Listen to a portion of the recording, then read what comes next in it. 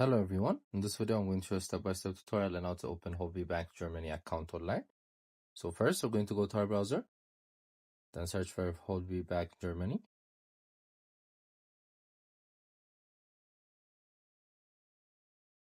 Then click on the first link that pops up.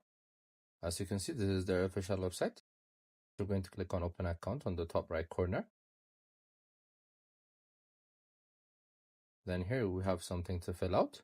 So first we're going to select the business type we have from the list above.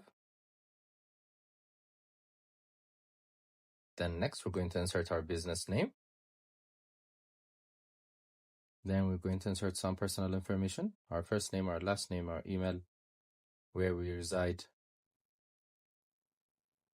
Then once you're done, we're going to select on the 3 boxes. The second box is if you have a promo code, it's optional. So mainly the 2 boxes. Then once you're done, you're going to click on open account. So they're going to process and let you know. So this is how you basically open an account. I hope you guys like this video. Subscribe for more, like for more, share for more. I would see you again. Goodbye.